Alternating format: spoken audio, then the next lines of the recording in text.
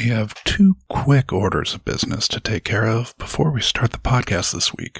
First, Munch My Benson would like to extend our most sincere condolences to Ice-T, Coco, and the family for the loss of their glorious bulldog King Maximus, who lost a year-long battle with cancer this past week. Adam and I both hope y'all are faring as well as can be expected. Second, I, Josh, would like to take a moment to apologize for the remnant static in my audio channel on this week's recording.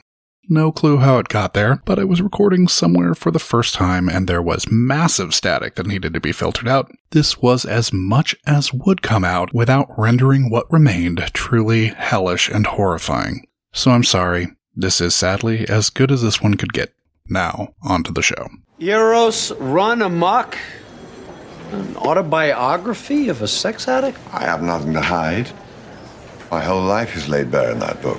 George Huang, I've long admired your work. Oh, and I read your editorial in the American Journal of Psychiatry, where you argued that sex addiction should be added to the DSM-5. Shrinks want to call sex addiction an illness like depression or schizophrenia. It's a real disease, but it's going to get recognized now thanks to Dr. Jackson's efforts. I hate to skip out on the little stroke fest, but I have a rapist to catch.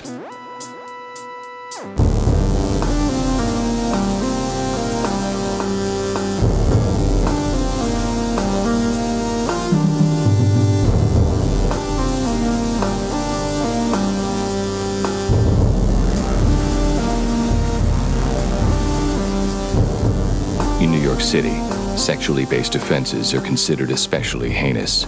These are their stories.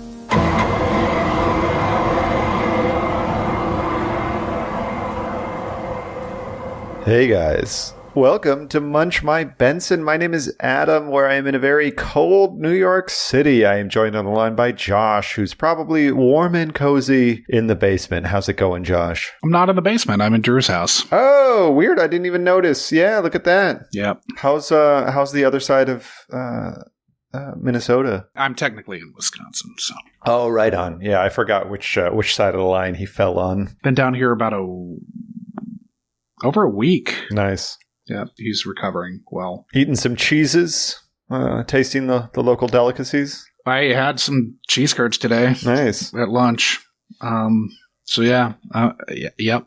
How are things you say it's cold? Yeah, I mean, it's finally cold. It's whatever, 40s right now. Overnight lows of 40s or like during the day it's in the 40s? Highs have been like around 50. Okay. So it's been 40s. Tomorrow it's going to be, low's going to dip into the 30s. So it's going to be a little bit colder. Still haven't gotten a freeze yet. But we also didn't have heat until, I don't know, Tuesday or Wednesday of this week. Oh, yeah, because you don't control that. You don't control the heat. And as it turns out, it was supposed to have been on for like weeks before this. And I'm fucking glad that it wasn't, because you would have baked. I can sort of turn some of them off, but yeah, it's either all on or all off. It's very little in between. So, we're adjusting to that life. We're recording this on November 4th, and you're going to be hearing this, at or around December 6th. Yeah. So bear in mind that we're a month ahead of our dropping episode dates. By the time you hear this, we'll be even colder, most likely. So... Indeed.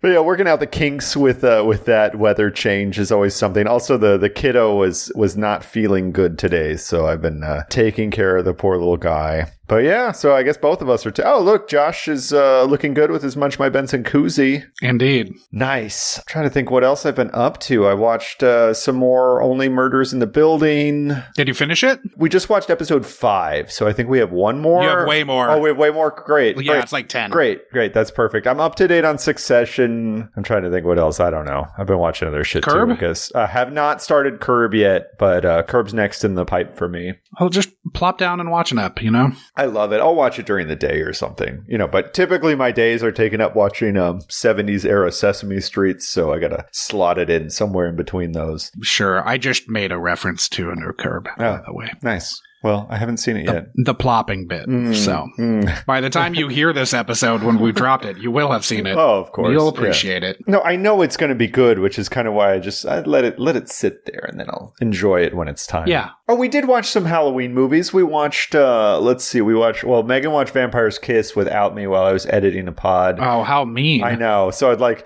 hear in the background, Alma, I'm a vampire. I'm a vampire. So that was upsetting.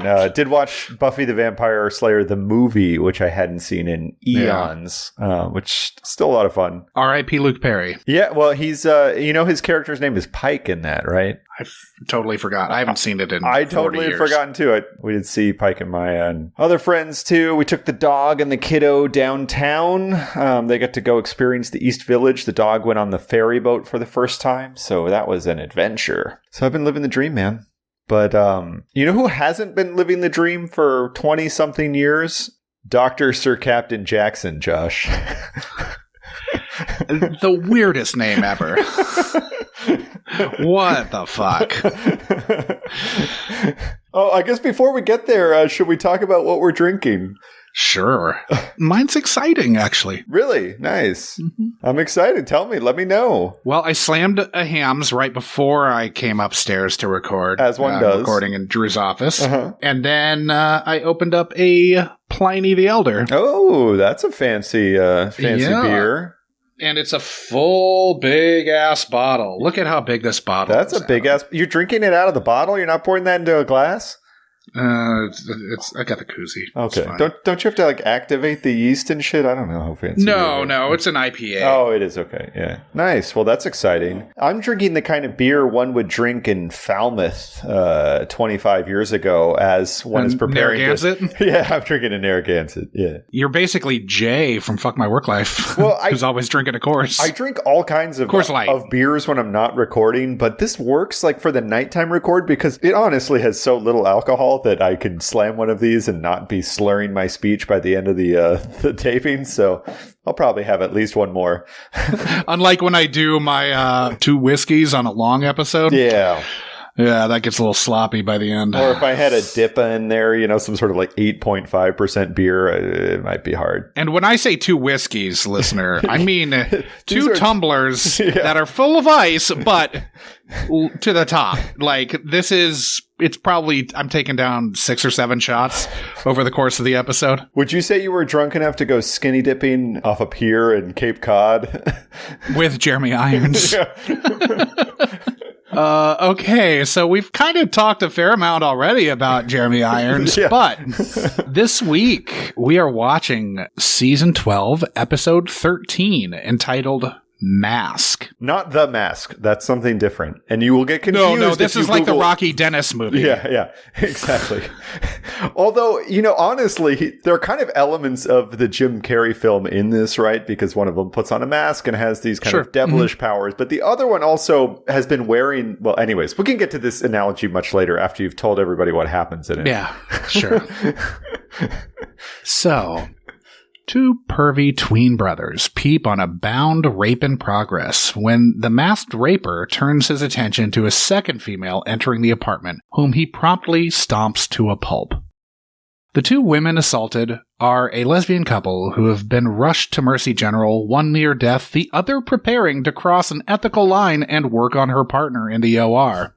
Finn recovers a pic from the kid's video-enabled binocs with the masked assailant looking like a character straight out of Buffy the Vampire Slayer. That was written before we talked. Yeah. The investigation goes down a genetically modified embryology red herring rabbit hole before that potential perp is cleared. And we turn back to the hospital where Anne is continuing to be tended to by surgeons, but Debbie has taken a break when in wanders Anne's estranged father, very famous actor, Jeremy Irons, who says all the right things to his daughter's significant other who he's never met. She then recounts her assault, proffering that the raper said he wanted to cleanse her of Falmouth, which means a whole hell of a lot to Cap Jackson, a psychiatrist specializing in sex addiction who just so happens to be a sex addict himself and whose family summered in Falmouth. Man, Falmouth just sounds gross. It sure does. It's lovely. I have Falmouth notes later, so we'll get there. Cool. Of course, Cap is a principled shrink who views the privilege of the patient-doctor relationship as sacrosanct. Huang suggests that since they can't talk about Dr. Jackson's patients, they can at least talk about Anne, as Cap Jackson details the myriad ways in which he was a piece of shit. They return to the subject of Falmouth, which sends him running for the exit to, quote, check on his daughter. Wong has figured out that the rapist was donning the mask of a Hindu love god whose powers include spiritual redemption through sex, which forces Elliot to ask the profoundly disturbing question, did you rape your daughter during your summer-loving bender on the Cape? His response is that he can't remember, but that he thinks he probably did. At the hospital, a mention of Falmouth sends a barely conscious Anne into seizures, eventually necessitating a medically induced coma. Wong puts out the serial rapist's MO to other police and finds a pattern of short rape sprees in towns across the eastern seaboard, each time finding women who'd already been raped once to redeem with rapes of his own. Nearly immediately, another victim pops up, a scrappy exotic dancer who cut the rapist with her knife, interrupting him while in the act. Of course, her previous rape was revealed in Cap's rehab group, which means the rapist is likely using it to handpick his victims. Elliot bags a knife, hoping her handiwork will lead them to the rapist's DNA. In the meantime, with Cap Jackson at Anne's comatose side, an opening presents itself for Elliot to go undercover at the rehab support group to ferret out the rapist in his hunting ground. Benson makes Cap recount the hazy images of him getting totes in apropes with his daughter that have just resurfaced, but when Liv tries to get him to break the Hippocratic Oath, he asks her if she thinks no one is beyond redemption and refuses yet again to break his principles. Over in the fuck zone, Elliot's being regaled with the patient's stories of their extreme sexual proclivities before the commencing of broom work supervised by his new big sib, Courtney, is met with a, "You're a cop, right?" Within hours, Elliot's got his big sib stealing his verboten cell phone and trying to suck him off in the laundry room.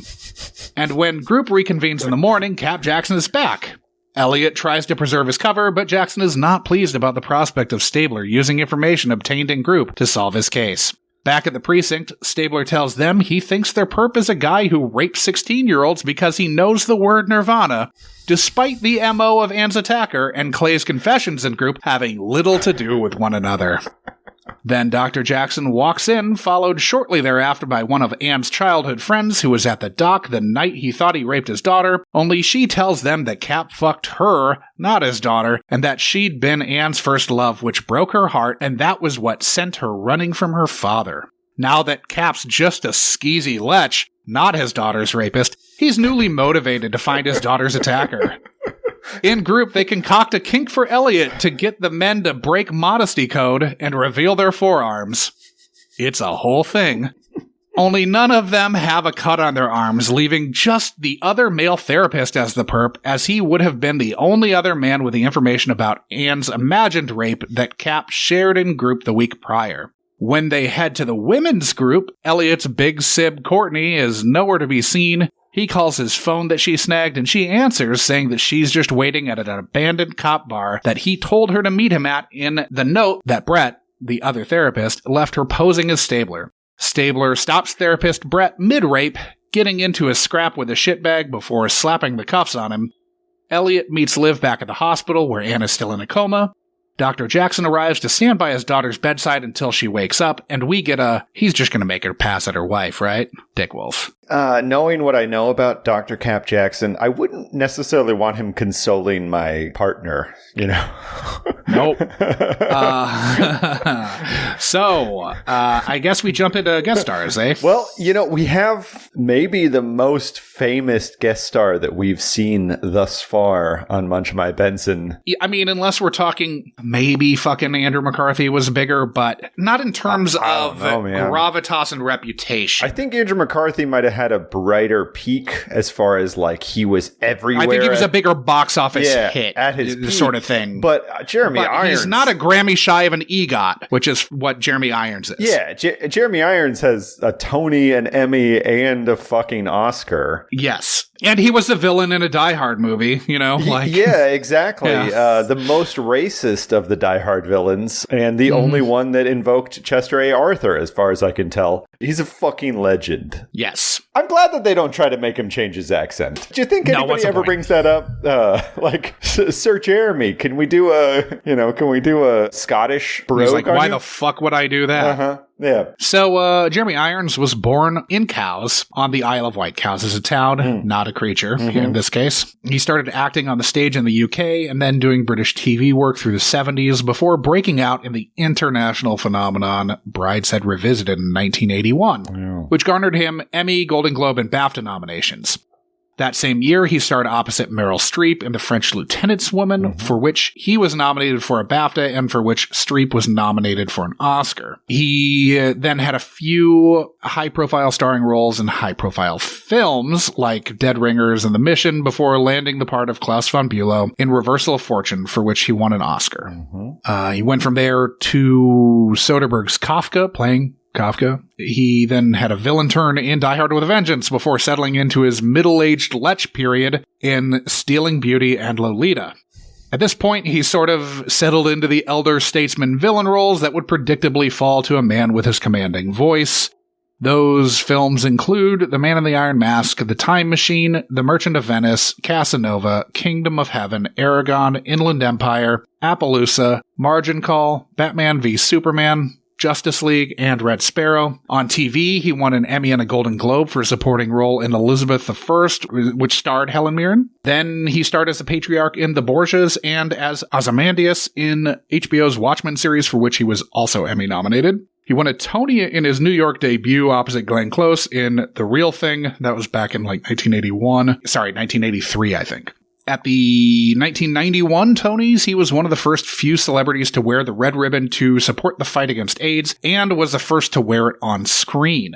His performance in The Real Thing also garnered him a Grammy nomination for Best Spoken Word Album, but he did not win, so he's still that Grammy shy of an EGOT. He's been married to Irish actress Sinead Cusack since 1978, with whom he has 2 sons. He was a big donor to the Labour Party in the Tony Blair years, who he said in 2007 was the living person he most admired. Quote, Yikes. For living so publicly with the knowledge that he's not perfect, end quote. That's for sure. Yeah. He then named George W. Bush as the living person he most despised. So There's not much daylight between those two, honestly. No. You're really splitting hairs to go from worst to best when you're there in that spectrum. You must know of 2 people. He does fundraising for the questionable alternative medicine lobby group, the College of Medicine, which has ties to Prince Charles and Prince Charles's previous alternative medicine lobby group that was super sketchy and people were arrested for fraud and shit. He signed a petition to free Roman Polanski after his Swiss arrest in 2007. Also kind of problematic. Yeah. Not done with a problematic, because he put his foot in his mouth in a HuffPost interview in which he wondered whether marital law might be debased by legalization of gay marriage, as fathers might marry their sons to avoid estate taxes, as incest laws might not apply to men.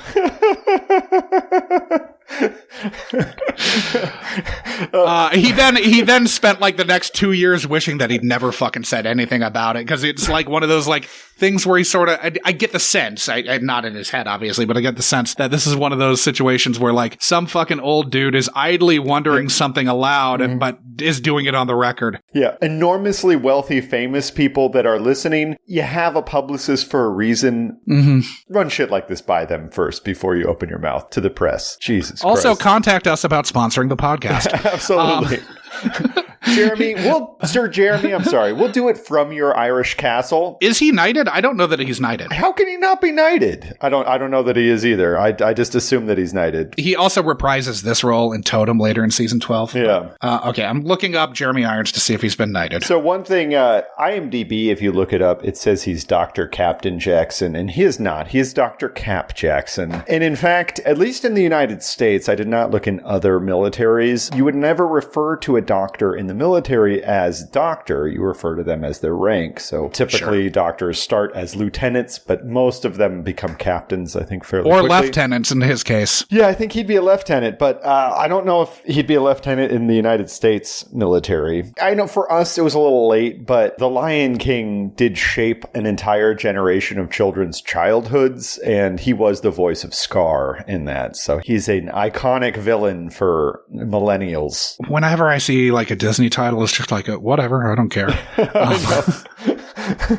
I don't believe he's been knighted. Okay, I'm almost positive. It would say on his Wikipedia page if he had been. I would think so. Yeah, I would think so. Oh, you know what? It's probably because he's a labor guy, you know? He probably has, like, the royals probably have a beef with him. Maybe he can't be because he's from the Isle of Wight. Yeah, they don't count. They're like sub-Manx, right? Isn't that how that works? Could be. I'm not sure. The ranking of British Islanders. Well, it says Isle of Wight is a county on the largest and second most populous island of England. Are they counting England as an island or not? No. Okay, just checking.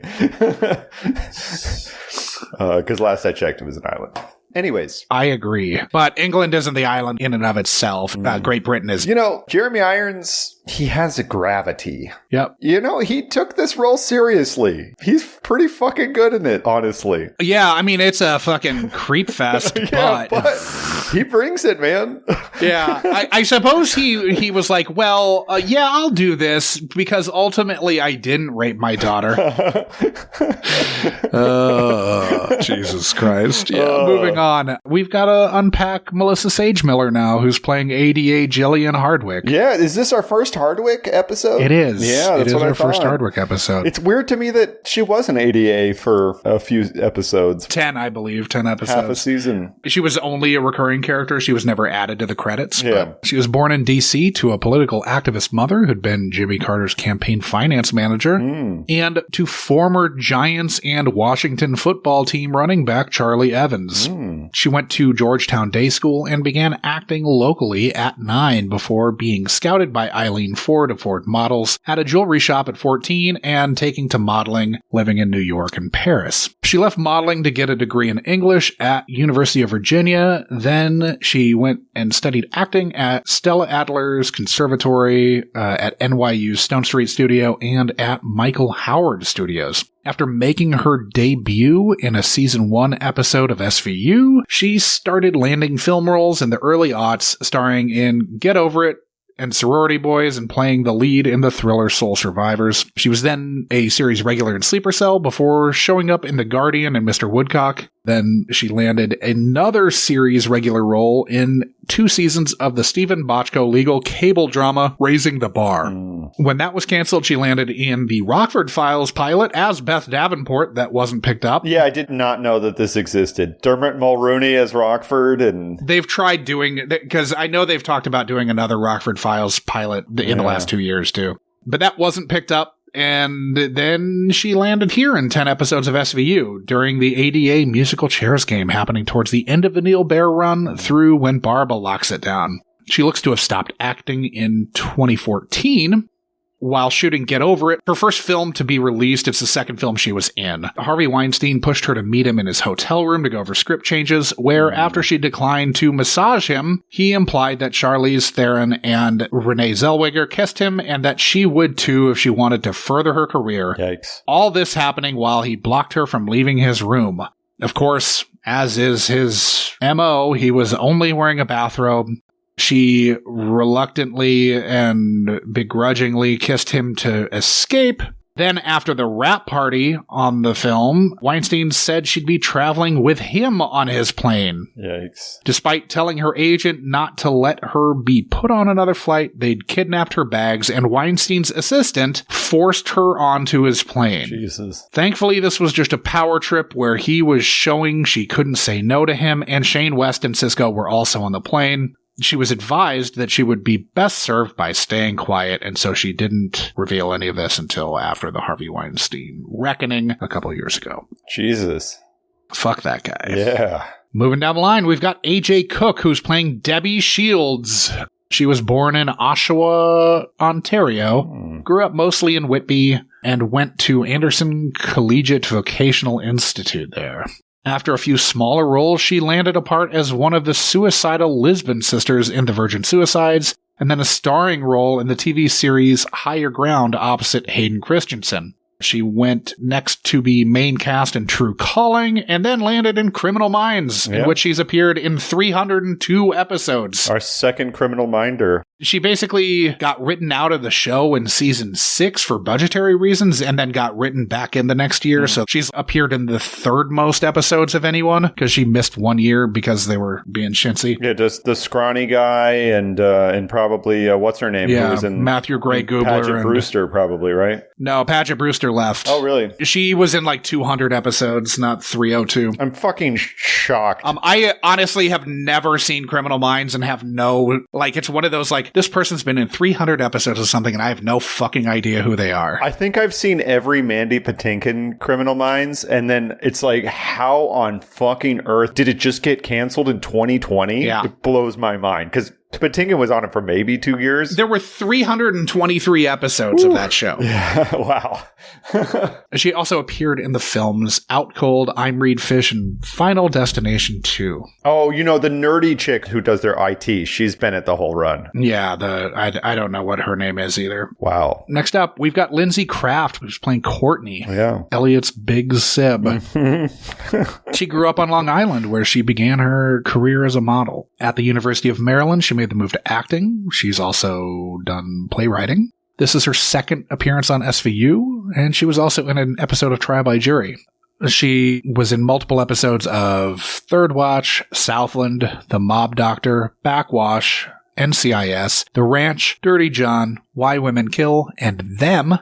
She's been main cast in Living Biblically, and she's a recurring character on Grace and Frankie and also Getting On. She's appeared in the films Epic Movie, The Babymakers, Nostalgia, A Futile and Stupid Gesture, and See You in September, which was directed by Tamara Tooney. So O'Halloran's directed a movie, and so is Tamara Tooney. Nice. Have you seen either of them? I've not, but we could probably do episodes for, I don't know, Patreon or something. Yeah, where someday. Just talking about SVU Splinter. Yeah, Man, See You in September stars David Eigenberg. Yeah. Man, another reason to watch just it. more reason, yep. Yeah. All right, next up, we've got Jeffrey Cantor, who's playing Victor. His dad was an Air Force captain and flight surgeon, so presumably he was called Captain, not Doctor. Yeah. Maybe he's called Captain Doctor Cantor. Captain Dr. Cantor.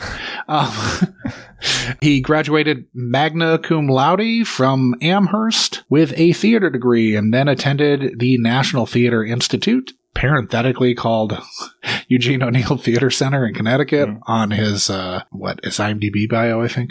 And he then continued his training at the Royal Central School of Speech and Drama in London.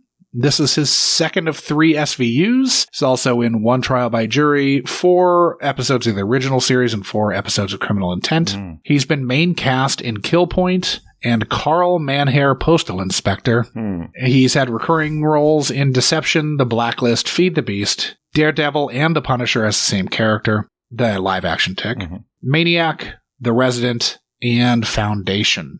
And I have no idea how many episodes of Foundation he's in because it's still airing as we're recording. Nice. We started that. Holy shit, is it boring. Really? It looks good, but it's boring as fuck. It's the Blade Runner 2049 of TV shows. Maybe even more boring. Wow. Actually, absolutely more boring. Yikes. Blade Runner, I don't like sit there wondering what I've done with my life while watching it. Oh, that's a good endorsement. Yeah. Next up, Jeremy Bobb, who's playing Donnie Greenway.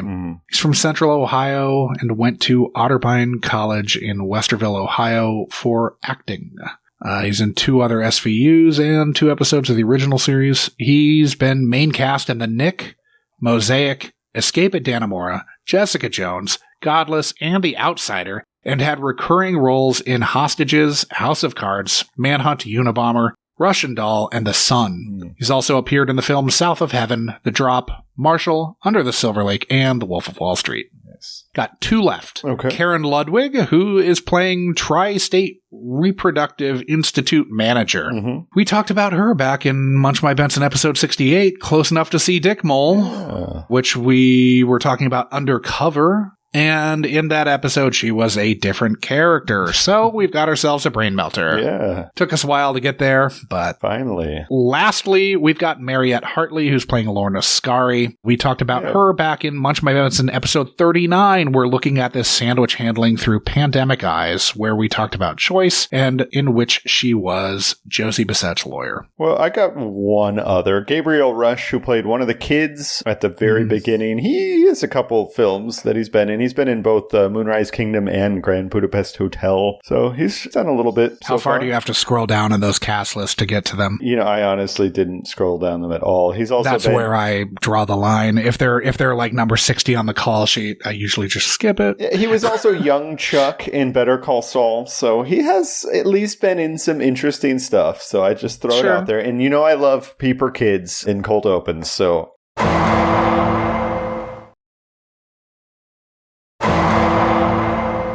So we've got those perv kids. Not our first teen peepers, and also not our first binocular camera combos. So it's really a nice callback. Of course, we had teen peepers in Hooked. Indeed. And we had binocular cameras in that big Scottish one. I always forget the name of that fucking episode. Oh, Glasgowman's Wrath. Glasgowman's Wrath, thank you. The birder had those cameras when she found the lumbering shape of the Glasgowman. Perv Kids Getting to Peep is kind of the best SVU open, right? It's a great way for them to introduce like a crime in progress without us actually being in on the crime in progress, right? Or just to find a body, which we've seen also. But I was really impressed by the direction here, like sticking with the Rear Window theme. I was actually kind of pissed that they went out of their way to mention that they were doing a nod to Rear Window when Finn drags those kids in. This is like the Rear Window version of kids trying to watch Scrambled Spice. Yeah, exactly. That's exactly which what is a reference that only that I get. that people our age get, basically.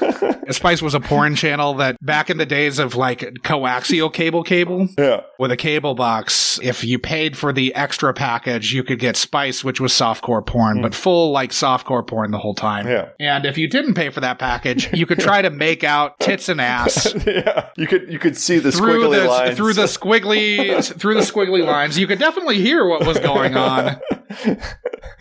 Yeah, it was outstanding. But yes, as boys our age did. This is a very specific exennial reference because, you know, like if we were, I don't know, 3 years younger, we just would have had the internet and everything that meant when we needed that. Yeah. But we didn't. And so the closest you could get to porn mainlined into your house was Spice. Yeah. Cheers to that. But still, it's like you got action in two different rooms. You've got the binoculars going back and forth. I'm picturing Jimmy Stewart during his Jimmy Stewart routine, you know, with his entirely too attractive girlfriend coming in and checking on him. Yeah, because that all makes sense. I know. Seriously. Jeff could totally land Grace Kelly. I know. Fucking Princess Grace is not like dealing with that fucking schlub. And she's not bending over backwards to try to win him because he's so reluctant about like even deigning to be involved with her. I know. Like, fuck off. You, Jimmy. That is the most ludicrous casting and then suspension of disbelief that you have to go through. Whatever. I mean, I love that movie, but that angle is ludicrous. Yeah.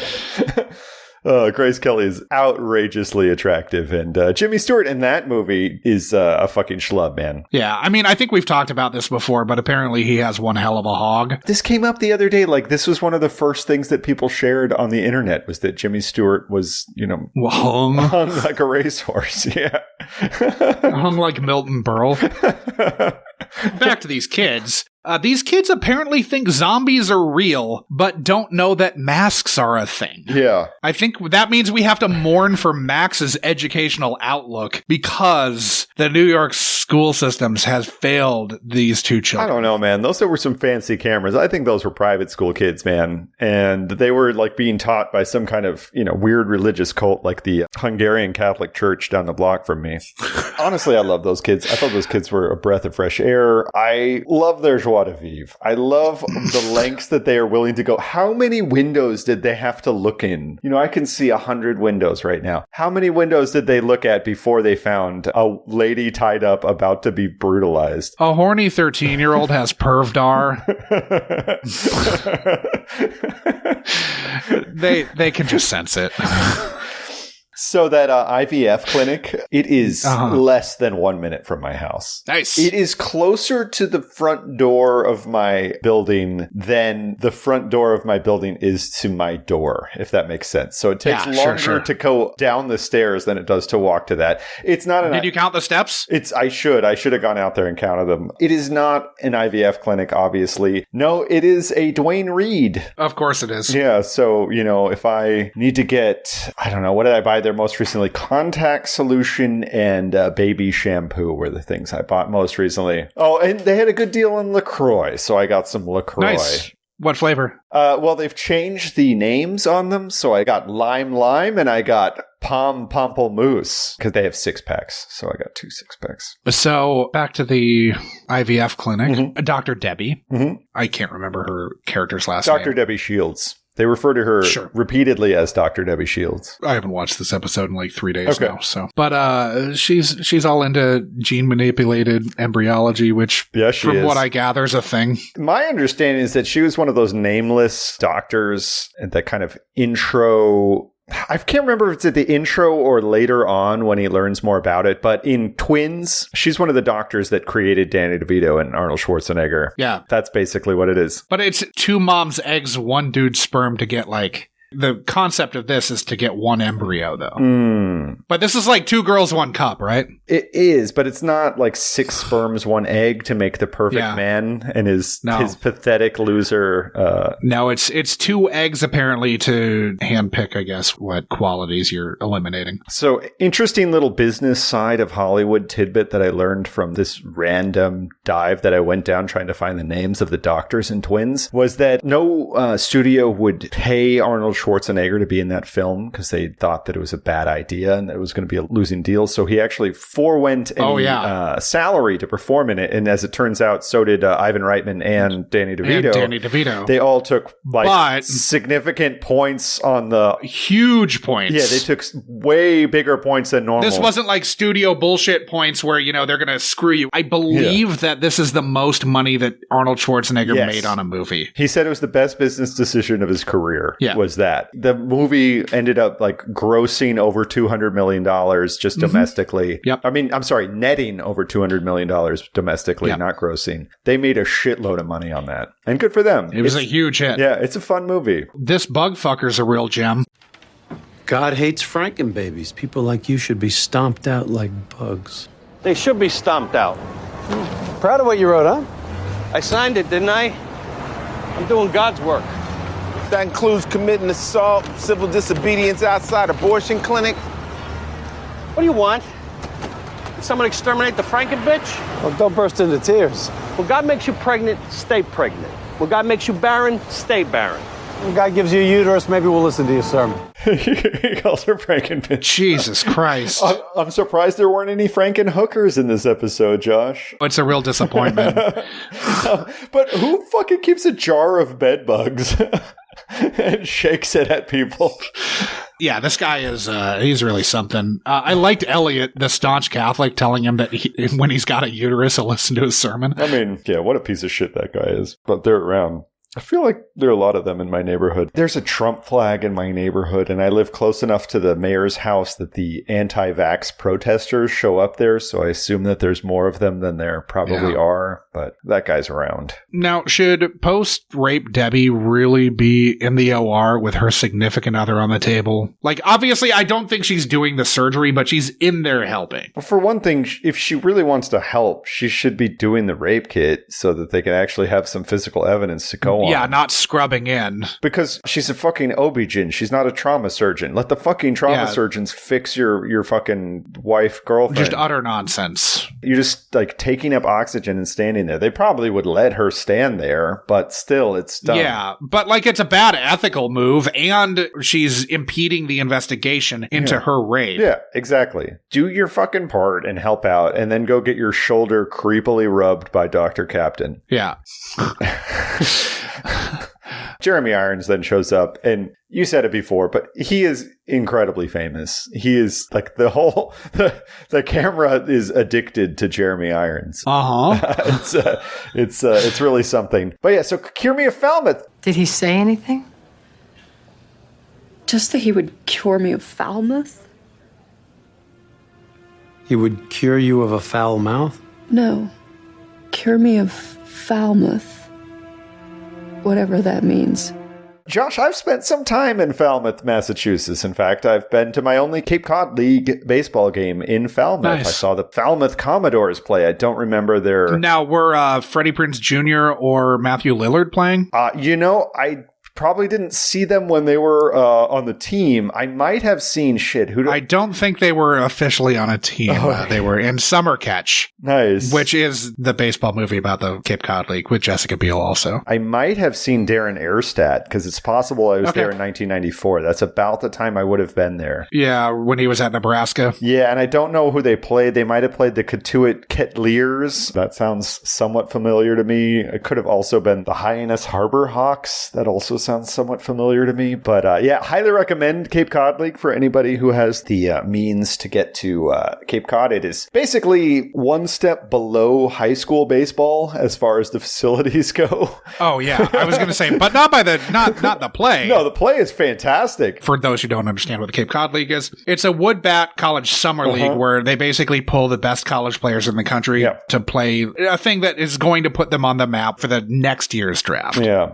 And I saw a guy pitch who was I never know if you want to call him a submariner or a submariner. I guess probably if you're in a submarine and you're a submariner, but if you're throwing the baseball, it's a submariner. I think you call it a submariner, yeah. Which is a kind of interesting way to think about it. But I saw a submariner who was real fucking good and his shit looked nasty. And I mean, he was like throwing... like an inch off the ground kind of thing. So that's the kind of guy who becomes a Major League Baseball relief pitcher. My dad had some work thing in Woods Hole, so we spent some amount of time there. It felt like a couple weeks. It's a wonderful place.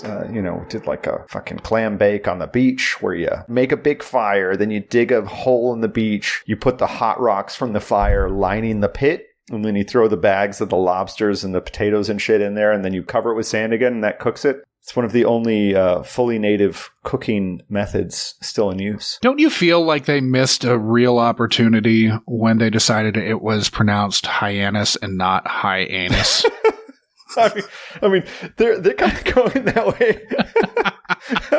I mean, a lot of these fucking places out there. Yeah. Like, there's a town it's not officially on the Cape, but it's right next to the Cape. It's pronounced Scituate, and I know that because I'm from the area. But I'm telling you that a non-native Eastern Massachusettan would have no fucking clue on how to pronounce that word. Sure. And then, like, Falmouth. I mean, it's Falmouth. That's how it should be pronounced. It's obviously named after... I'm sure there's a Falmouth in the UK, and so I'm sure it's named after that. Probably. Is there a hyannis in the UK? I suspect that's probably a named after some Native American thing. But. Yeah, Scituate probably is. Now, Dr. Jackson really can't deal with the repressed memory of whatever the fuck he did in Falmouth. Gotta say, another fairly significant hit piece on the psychiatry community, this one. Oh, definitely have that note in this. Yeah. Okay, so he hears that the rapist had previously attacked a handful of women in Richmond, Virginia. Jackson later puts together that Brett had been raping the women because of where he'd previously worked. Yeah.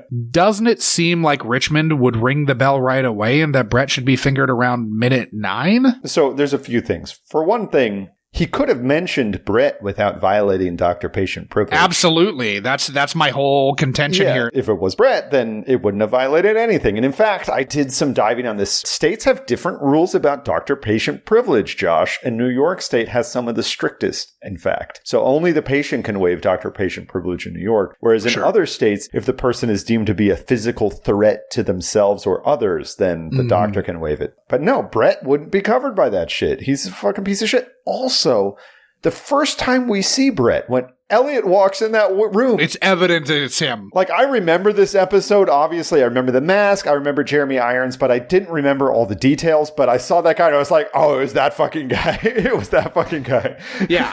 One look at him, it's like, nope. That guy. And they don't have him. He barely has any lines. And you still, the entire time, you're like, nah, that fucking tool bag. He's the one who did it. Yeah. I mean, it's impressive casting plus acting because it's a convincing rape performance with almost no lines, like 2 lines. Yep. And almost none of them refer to the rape at all. Good work. Yeah, I mean, it's because he oozes raper. Yeah. I love that I love that Cap Jackson is trying to get sex addiction added to the DSM-5 so he can get his problems codified. Well, there were newspaper articles around 2011 about this. And should it be added? Should it not be added? I looked at them. I don't remember if it was or not. I tried to dive into like 3 different things and I was just like, whatever. Like I tried to dive into gene manipulated embryology and it was like, nope. I'd like dip my toes a little bit into these, much as Ann Jackson's naked friend on that dock dipped her toes into the into the waters of Jeremy Irons. The cool, but not actually that cold waters of so it would have been 1990. This is what I went deep into, Josh. Of course. You reverse engineered what year this happened? Well, so this aired in 2011, sorry. And so 20 years before this would have been 1991. So I looked up the water temperature in Woods Hole in 1991 to see if it would have been comfortable to go skinny dipping. And it was, I bet. It actually was. It was a reason. Like typical like summer water temperatures are kind of, they're like low 70s. Yeah. Like 68 to like maybe 70 degrees. It was late July 1991. It was 74 degrees. So it would have been still chilly to be in there for very long, but especially at night. And probably you have a breeze coming either off the shore or the ocean. So either one of those is going to be a little chilly. Still, it is doable. I've gone swimming in Maine in the middle of summer when the water was 55 degrees. And fuck that shit. Yeah, fuck that, man. Fuck that hard. I've tried to do that in the Northwest too when it's even colder. Nope. Oh, yeah. Nope. I mean, Lake Superior, I feel like it never gets over like 62 degrees. It's fucking miserable. Yeah. I loved Elliot's line, I hate to skip out on the little stroke fest, but I have a rapist to catch. Just a straight up joke laugh line, like nothing about, just nah. You guys keep jerking each other off over here talking about how sex addiction, I actually think sex addiction is serious. Yeah. But he doesn't, and it's funny to have him dismiss it so coarsely. Josh, do you know what I would love? I would love to have a loop tape of Jeremy Irons saying sexual, just going for weeks on end. Just him saying, of course, sexual. You suggest this on a week that I'm doing the edit. I mean, he said sexual a lot, and like it'd be hard, I think, for your average normal person to listen to him say sexual. Just like, you mean hard, like as in arousing, right? Yeah, no, it's definitely worse than having your forearms bared in the group meeting. Oh God, I've got so much to say about that. Let's keep moving.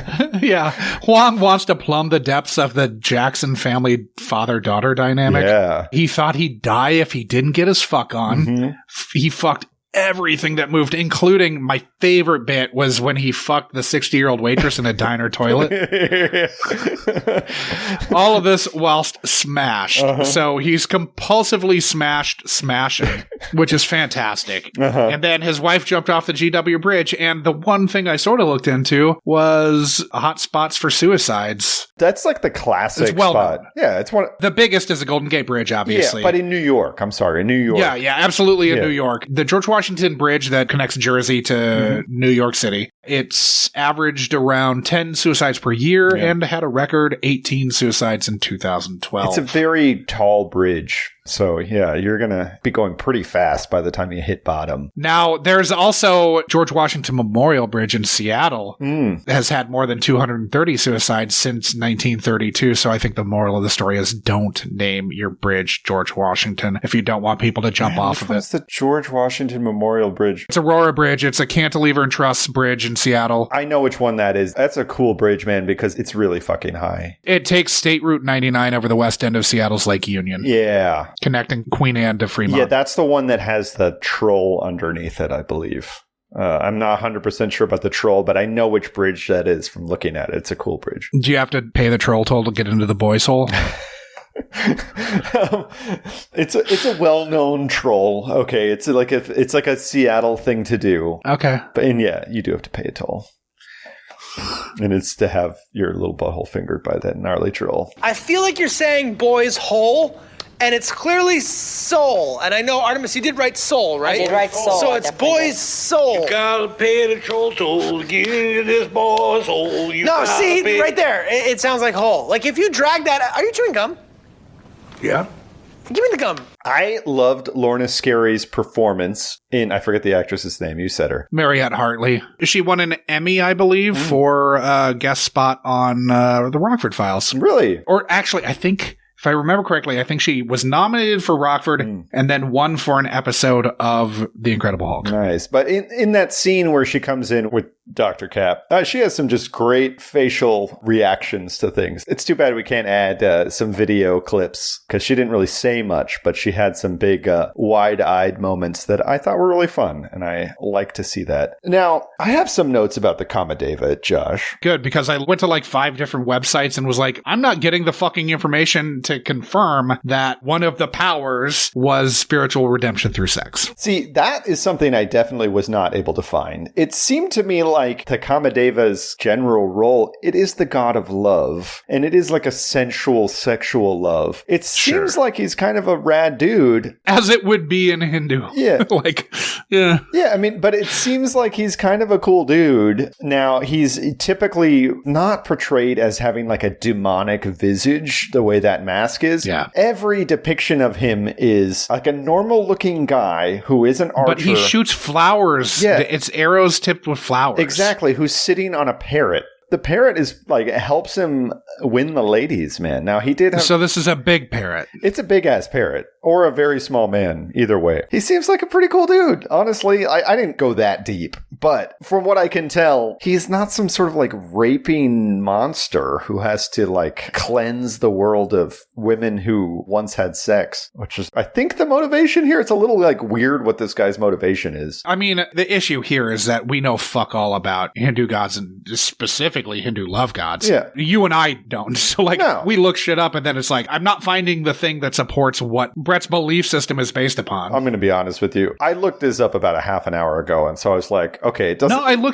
looked for like 2 hours trying to figure out what the fuck's going on here, and I couldn't find anything, so... It just doesn't seem like this is in character of that god. I mean, it's entirely possible that one of the writers on staff in season 12 was an Indo-Chinese mythology major or something, and they would know this, but from what I can find, this isn't supported. They hired the whole consulting team from Indiana Jones and the Temple of Doom or something to write this. Denham Elliott was there. John Reese was there. Yeah. I'm going to need to re-up my Narragansett, so I will be right back. Did you rape your daughter? Did you rape your daughter back in Falmouth? Did you rape her? Did you rape your own daughter? Did you rape your own daughter? I can't remember!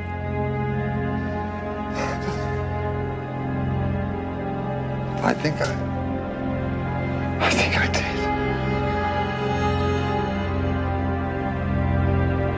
Oh God, I think I did.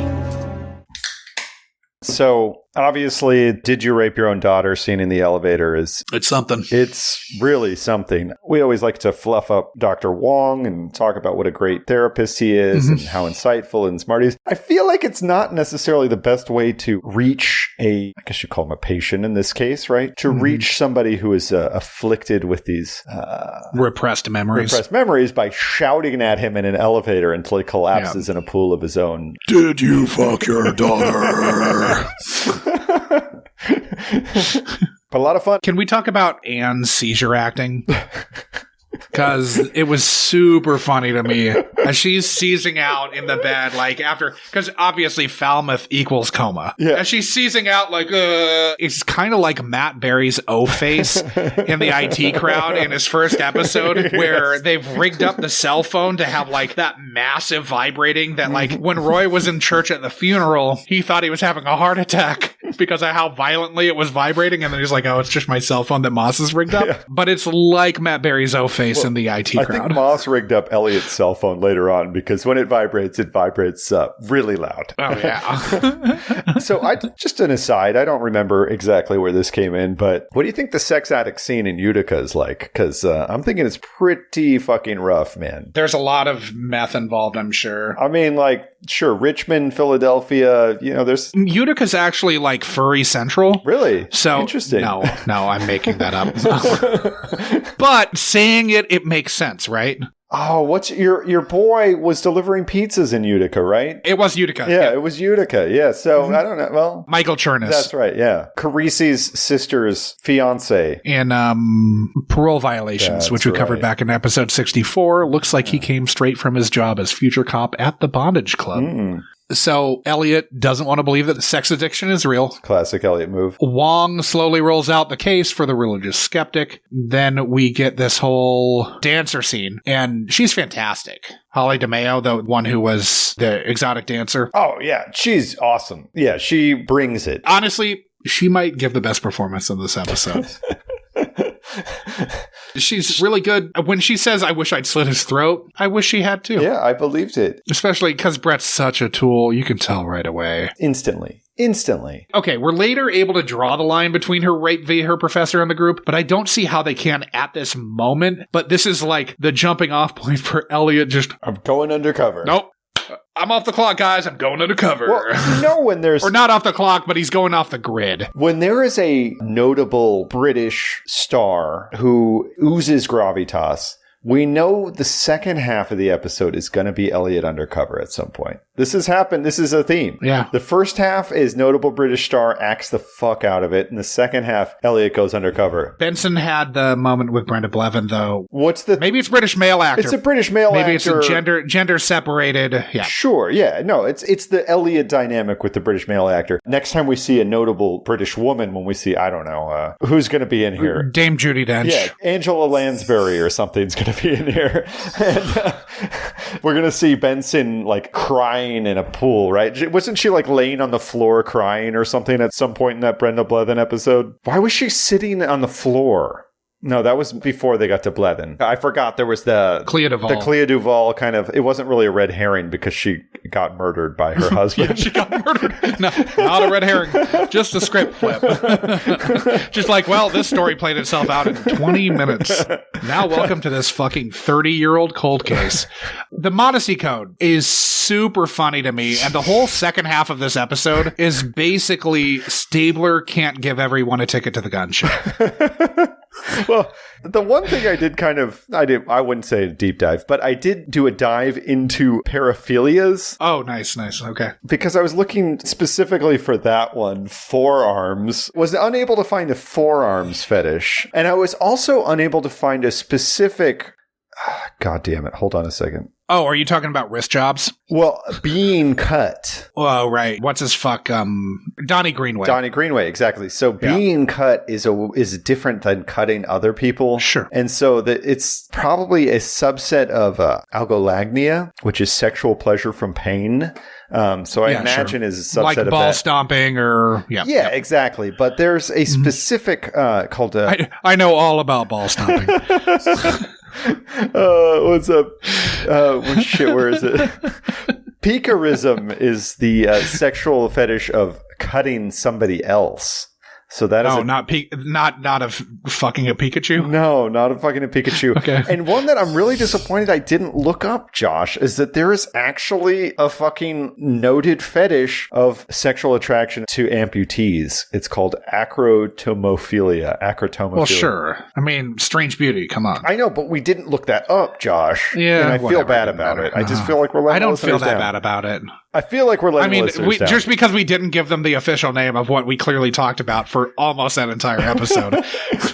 But yeah, so I'm going to bookmark this page because there's a lot of them. We'll be coming back to these, I'm sure. Oh, sure. So that one guy, the guy who they all think it is for, I don't know, 10, 15 minutes. Yeah, Clay. He's just like Wooderson from Dazed and Confused. Only charmless. Yeah, exactly. But I mean, I see that guy and I'm like, oh yeah, that guy's a statutory raper. That guy's like sleeping with women half his age. And they're not of age. Mm-hmm. Not like Jeremy Irons is sleeping with women half his age. He's doing it in a European way. He's also, he's literally fucking everything that walks. I mean, a 60-year-old diner waitress and the 17-year-old lover of your 16-year-old daughter. Now, how dare they think Clay, the 16-year-old fucker, is cool to do whatever, but Stabler can't give us a ticket to the gun show. What the fuck? I know. All he wants to do is spare those fucking... I mean, he does give us a ticket. We get so much Stabler Gun Show in this episode. I know. And then, like, okay, so we instantly have Courtney saying she wants to take Stabler to Pound Town. Then we get him in his tank top, and they're like, oh, no tank tops, modesty code. It's like, no tank tops? Stabler's guns can't rest with sleeves? I mean, you think he did a couple presses right before he put on that tank top? He was doing like fucking Nick Cage and Con Air upside down push-ups, with his feet up in the air against a wall. He was making sure he was fucking yoked for that scene. Oh yeah, dude. Muscles fucking like just pulsating. Dude, it was pretty hot. I can understand why we didn't even get to see his ass in this episode. It was just his guns. But I can understand why they make him put on a shirt, Guns no buns, man. Yeah, but it's a bummer. We already see what happens when Elliot puts on a Bluetooth, how it just like it ignites desire in women. What would happen if he wore shorts into that meeting? How great is it when his spot gets blown up and Courtney instantly wants a Liv Elliott in her three-way? She doesn't know Liv, but I think she can tell that Liv's hot. How much fanfic do you think that one scene sparked? You know what I'm talking about? Oh, fuck. There's a treasure trove of fanfic about that scene, I'm sure. Now, okay, they call it broom duty. Pick a chore, Elliot. We all pitch in. How about broom duty? What the fuck happened to sweeping, man? Like, they know that using a broom is sweeping, right? I mean, sweeping is probably some kind of paraphilia that I haven't been able to find. It's definitely some kink. Here, I'm going to look it up on Urban Dictionary. There's a cleaning kink. No, there's nothing. That's a bummer. There's a broom fetish. A fetish where you're sexually attracted to a broom and want to fuck it. There's a cleaning fetish list on Pornhub. That's your homepage. You just opened up a new browser. Okay, how the hell did Brett not come up as an employee at the other places? Like, they said they did a search for all of the employees and at other... it's because Brett was a computer whiz. He didn't need to be an employee at those other places because he had access to the, EMRs or whatever. That was the implication that I got. Was he always in New York then and going to fucking Richmond, Virginia? That doesn't make any sense. No, but he had access to their medical records because he was the computer whiz. He had to have been an employee at those places though, right? No. It was waved away with he's a computer genius with designing his own proprietary electronic medical records. That's not what was going on. It's just that his records were so good that he had everything there because that's how he gets off. No, my understanding was that he was the computer whiz as well as... So he was basically like, if we're doing a Criminal Minds kind of callback, so you have Jeremy Irons is the Joe Mantegna of the group, right? But every other character from Criminal Minds... You're talking entirely Greek to me because I've fucking never seen an episode of Criminal Minds. Maybe Jeremy Irons is both Joe Mantegna and Greg from Dharma and Greg, but Brett is every other character. He's the smart guy, he's the nerdy chick, he's also the buff black guy, and he's Paget Brewster. I think he's everybody. Okay, so Clay's scratching at his arm, but that's too on the nose for SVU. Yeah, and it's a tattoo. You can tell it's a tattoo from a mile away. It's a honey baby tat. It's a honey bait tat, Josh. It was honey bait, not baby? I thought it was baby. 100% honey bait. The O in honey was a smiley face, and the I had a heart over the I where the dot would be. 100% you would not want to show off your arm if you just got that tattoo done. That is the most embarrassing thing I've seen on the arm of a grown man. Now, in this scene where they're clapping, Brett claps like a fucking lunatic. Watching him clap, watching this actor clap, there's zero doubt. I am 100% sure that he's not only a psychopath, but that he's also never clapped in his fucking life. It is lunacy. Watch him clap, you'll be like, what the fuck is that person? He's like an alien trying to mimic clapping. Yeah. It is batshit crazy. So, reeling it back just slightly. So, remember how in the Stephen Ray episode, we had this tour de force performance from Stephen Ray. Mm-hmm. And they balanced it with Elliot going into solitary confinement where he most likely had sex with a cockroach. Oh, I think if we asked Maloney, he would say that yes, that's what Elliot was doing. Yeah, most likely. Now, in this episode, the counterbalance to just the insane gravitas that Jeremy Irons brings with him, I don't even know if it's good acting or not. I mean, it must be, but it's just like, wow, that's fucking Jeremy Irons. I believe what he says, and he has a great accent. Yeah. Regardless, Elliot's big acting moment is basically to not have sex with Courtney. Is that not a more Herculean effort than anything that Jeremy Irons is doing? She would... That character... Courtney. Yeah. That character would literally fuck your brains out. Gangbang girl. I'm not calling her what Clay called her. But I mean, to turn that down, I mean, she was persuasive, honestly. Yeah. I mean, does Olivia put out? We know the answer to that. Not with Elliot. No. Yet. Yeah, not yet. Maybe. Yet. Maybe. Season 23? Yet. We're 500 episodes in, though, and it hasn't fucking happened. But literally everybody is shocked that he didn't rape his own child, right? Oh, yeah. He is. He is. We are. Wong is. Yeah. The only one who's not shocked is Linda. Uh-huh. She's like, I was 17. I wanted it to happen. Another great performance, though, because she walked into that room with the air of like, oh, fuck, I fucked you when I was 17 years old. God damn it. Now I have to talk to you. Watching it the second time, it's exactly the note that she hit. And sure, I believe it. But then when she's regaling us with the story of his or her sexual conquest, it's like, oh man, that's gross. And then the weird thing about this scene, especially like, you know, past the reveal, is that it's basically saying just because the age of consent might have been 17 in Falmouth, that we should feel okay about it now. But this old fucker boned his daughter's girlfriend. Like, just because 17's the age of consent doesn't mean, oh, it's cool, we're good. It doesn't mean it's remotely okay. No, we should not feel okay about this. But I love the character turn at that moment, right? Like, oh, I didn't rape my daughter when she was 17 years old? That means I don't need to basically be tacitly approving everything I've done by defending these people also. Yeah, so doctor-patient privilege, out the fucking window. Oh, who cares now? No, I was only principled to like save my own ass, basically. I only didn't want to see my daughter's assailant see justice when I thought that I was also her assailant. Obviously. So they go back to the group. The Elliot's whole arm pinning kink is kind of on brand for him, I guess. Yeah, I think Maloney came up with that. Then he gets everybody off by like, oh, now we all have to roll up our sleeves. Look at my forearms. You know, he's doing like forearm hungs with all the dudes. It's a strange way to interact with everybody. He reminded me of Space Ghost.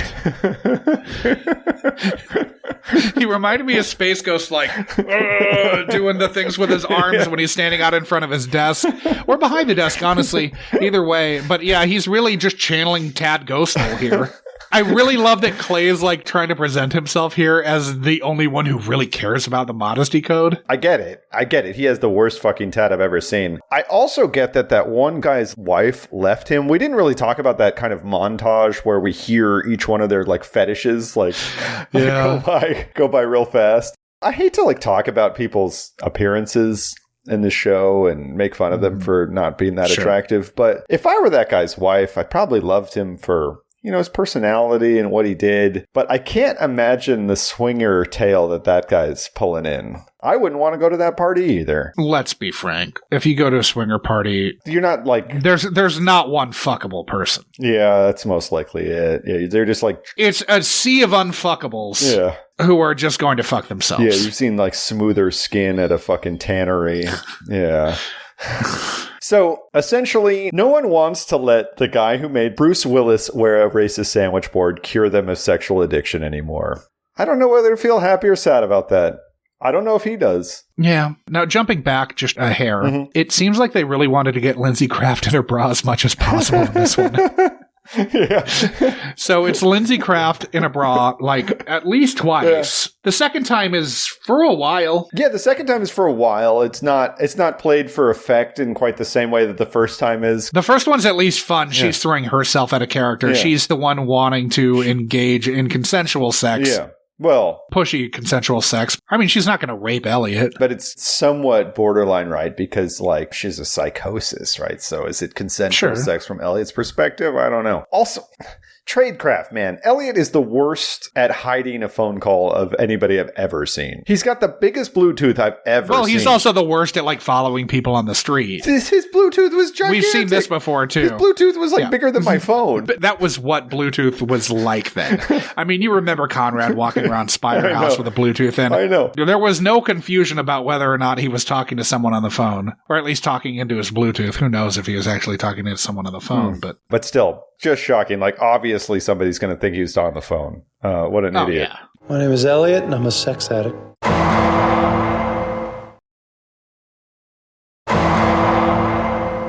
I think it's time to rank the episode, Josh. I think we've come full circle. We have 4 criteria on which we judge. A 10-point scale. We're trying to come up with a composite score so we can rank every goddamn episode of SVU. And we judge on the quality, the guest performances, the depth and breadth of lives ruined, and how problematic overall the episode was.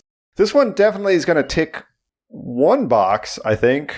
Not 100% sure about how it ticks the other boxes, but let's get to quality last, because I don't know. I'm kind of up in the air about that one. Now, depth and breadth of lives ruined. We have a number of rape victims. Yep. What, 4 and... There are 14 in total. 14 in total. 4 in 3 cities and 2 in New York. Yeah, we have a whole group of sex addicts who are thrown back to the wolves. We have... At least Cap Jackson. Cap's daughter. Yeah, Cap Jackson's daughter is, well, because she's not raped. She's not one of the rape victims. She's just a stomp victim. I want to say that the legitimacy as sexual addiction as a diagnosis is going to take a hit from the downturn for Dr. Captain Jackson's reputation. So maybe if it's not in the DSM-5, maybe that's why. But on the scale of SVUs, is this a high score for depth and breadth? I'm not 100% sure. What is probably it? Like a 6? Yeah, 6 is right, because that's a lot of rape victims. Yeah, 15. Well, 14 rape victims and a 15th assault victim. Yeah, and are you counting Courtney in that rape victim count? Because she was an attempted number 15. Yeah, attempted rape. So that brings us up to 16 victims of Brett. Yeah, I like 6. We've also got Clay with that terrible tat. That tat is bad. And just the tragedy of each one of those guys. You got that fucking H.R. McMaster looking college professor. That guy, you walk into that guy's class and you're like, this is going to suck. I do not want to listen to this fucking guy. So whole generations of kids have been ruined by that guy. Now, moving on, how problematic was this episode, Josh? It did heavily feature a man who thought he had raped his own daughter. He fucked his daughter. For 20 years, he thought he raped his own daughter. I think he only thought that he raped his daughter for the last few months, unless he was sort of lying about that, which I don't think we can assume, because the repressed memory came back relatively recently. Yeah. So, we're looking at like 6 months to a year of thinking that he raped his daughter. So Jackson is just a standard issue sex addict, but therapist Brett is obviously so much worse. Yeah. Combined, we've got another fundamentally anti-therapy episode. You 100%. Can't trust your therapist, he's going to rape you. Uh-huh. You also can't trust your professor, he's going to rape you too. Yeah. And you can't trust your husband, he's going to take you to a terrible swingers party. Yeah. And you can't trust the skeezy guy who doesn't shave who hangs around your 16-year-old daughter, which I don't think that's news to anyone. Yeah, that's a bit of information that everyone has at their immediate disposal. You can tell that guy should not be around a 16-year-old. We do have his multiple statutory rape victims, though, that maybe we need to bump that up to a 7, because he's not going anywhere. He's just getting help, and he is still probably out statching these guys. Back on the streets. Yeah, I don't know. I think it's still a 6. Okay. Because fundamentally, the one rape victim that we spend the most time with is Dr. Debbie Shields. And if you didn't hear that she had been raped, you would not have thought that she had been raped. You would not thought that she was a victim, because it has gone out the window in her character. All she cares about is her girlfriend or wife. I don't remember. I think we have to also factor in the peeping boys. Depth and breadth. Oh, yeah. This is another one of those, like, SVU wants to ruin young children's sexuality. Sure. This is the age. They're at the prime David Eichenberg age where their fucking sexuality is going to be fucking warped. Yeah. They're not going to be able to fuck without a creepy mask on or something else disturbing. So yeah. Or violence. Yeah. So yeah, it probably bumps it to a 7, I think. Yeah, we can go 7. Is this problematic? Again, anti-therapy. Anti-therapy. We've got peeping tomboys. Peeping tomboys, daughter fucker. Daughter fucking father, who is then just daughter lover fucking father. I'm sorry, but the fact that they like invented new fetishes, they weren't looking at these lists that I'm looking at and going like, oh, let's work that fetish in. They're like, no, we need to have a forearm fetish on our... Yeah, arm pinning kink and forearm fetish. I mean, I think it's problematic that they wouldn't let Stabler take the guns out, you know? They let him, though. They let him fly. What are you talking about? Just up here, just to his elbows. We saw full shoulder in that one. Yeah, but in the tank top scene... And then he wasn't going to be able to sleep in the tank top. They were going to make him put on a long sleeve shirt. I know, man. And you know he got a bad night's sleep because of that, because his guns need to breathe. They do. They need that. His pythons need air. So is this like a 6, 7, another 6 or 7? I mean, there's also 3 scenes with Lindsay Kraft, with Courtney. Oh, yeah. She's outstanding. Very aggressive. Uh-huh. I love her assertion that lots of cops are sex addicts. She's fucked whole precincts. Uh-huh. I mean, the whole scene where everyone's detailing their sexual extracurriculars, that's problematic in a super fun way. Mm-hmm. Yeah, I love that scene. That was one of my favorites. You know, a lot of those, well, I don't know. I don't want to say that people aren't sex addicts because I'm sure it can ruin lives. I've seen 6 Feet Under, Californication. But, yeah. But, you know, some of them seem like, you know.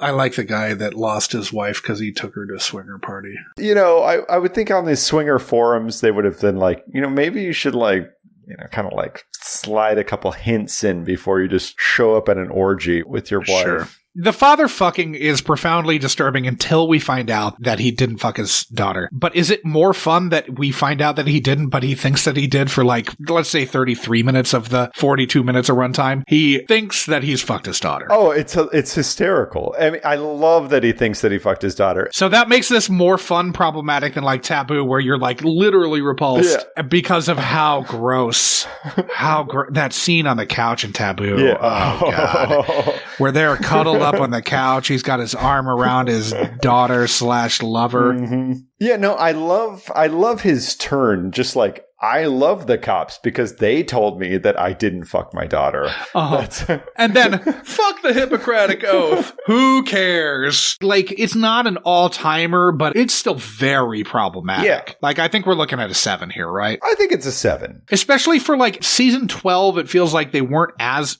I'm talking out of my ass here, but it feels like as the barriers got farther and farther removed from the earlier seasons where things are really batshit crazy, that it's often less disturbing or less problematic in the super fun way. And I still think this is really problematic. Oh, yeah. In a fun way. So, the Finn Whitrock, Sofia Vasilieva episode Wonderland story that we just watched, that was Munch's Going Away Party, we gave that a 7. That's the one that just dropped. But that's because of how fun it was. We did. We gave that as a comedy score. Because of the Munch Going Away We gave that as a comedy score. Absolutely right. So, let's go back a little bit further. The Sarah Winter episode, Motherly Love, we gave an 8.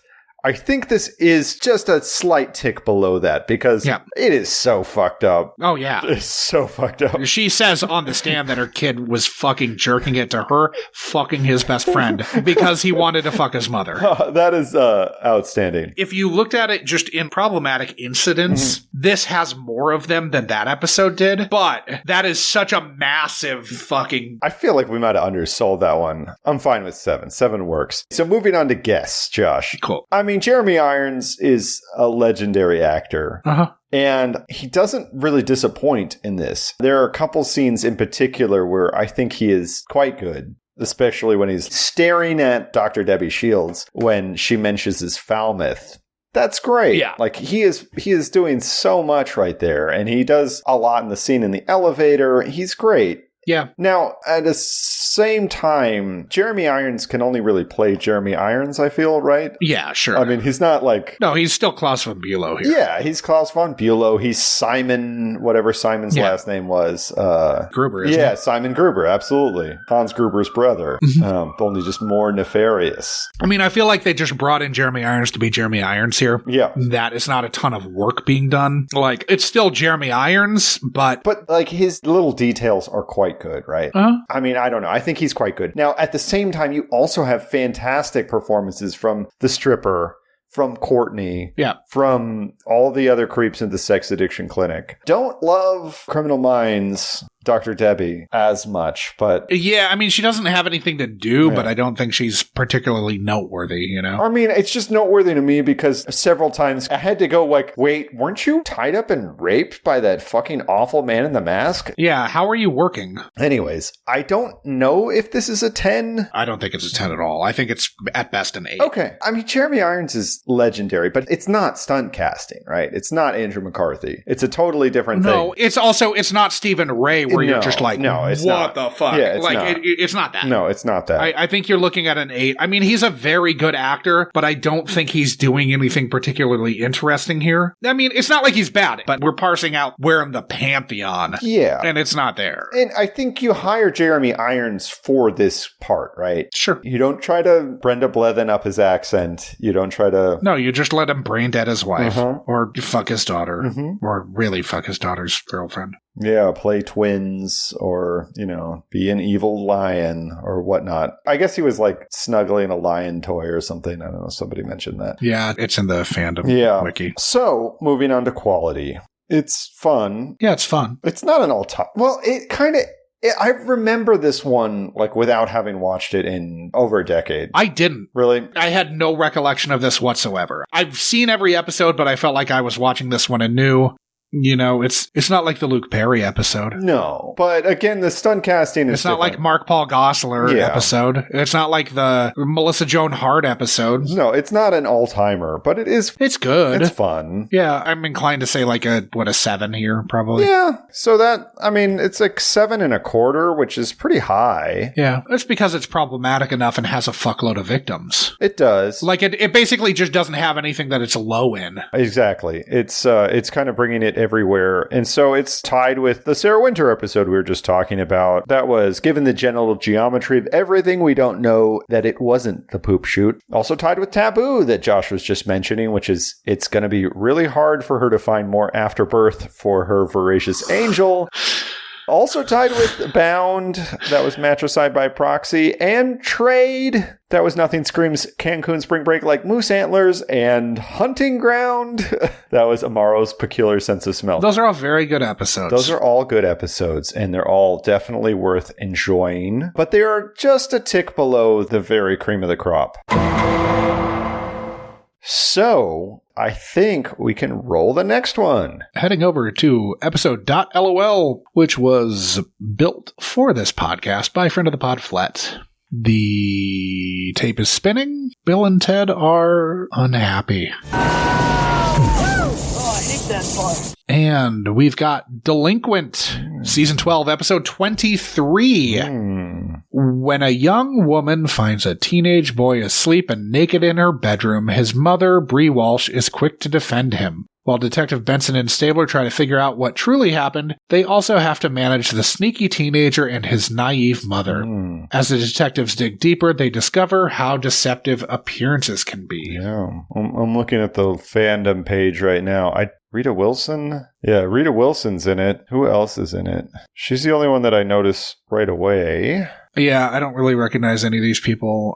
I guess I'll refrain from talking about Rita Wilson right now. Yeah, we'll surely talk about her next week on another thrilling installment of Munch My Benson. Indeed.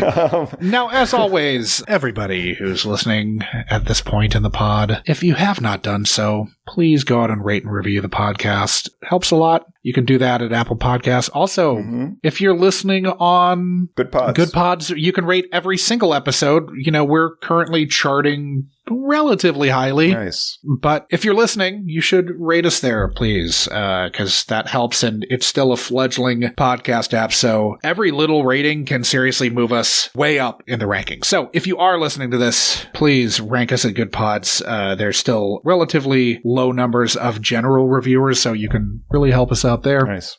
You can also rate us at Podchaser. We're on all the socials as Munch My Benson. So we're on Twitter, Instagram, Facebook. We've also got a Reddit page. Yeah. We have a website. We have a Gmail account. Everything is Munch My Benson. Munch My Benson. Munch the fuck out of our Bensons. I think you tick the boxes, Josh. So yeah, munch away, guys, and we will see you next week.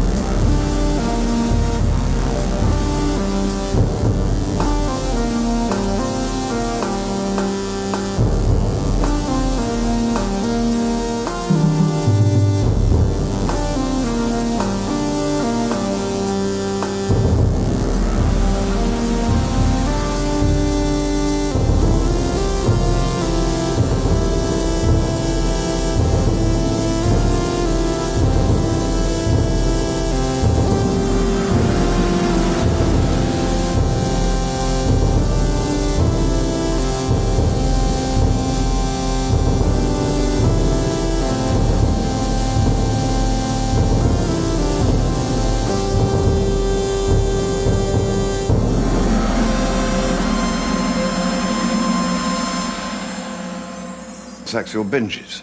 Sexual compulsion. But then I would go off on these drunken sexual binges. Sexual compulsion. But then I would go off on these drunken sexual binges. Sexual binges. Sexual compulsion. Sexual binges. Sexual compulsion. But then I would go off on these drunken sexual binges. For days, weeks. I'd panic. I'd literally feel that I would die if I didn't have sex. Did you rape your daughter?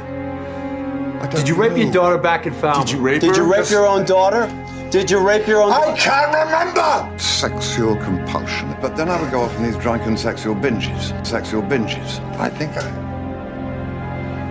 did. Sexual compulsion. But then I would go off on these drunken sexual binges. Sexual binges. Oh, God, I think I did. Sexual compulsion. Sexual binges. Sexual compulsion. Sexual compulsion. Sexual binges. Sexual binges. Sexual compulsion. Sexual binges. But then I would go off on these drunken sexual binges. Sexual binges. Sexual.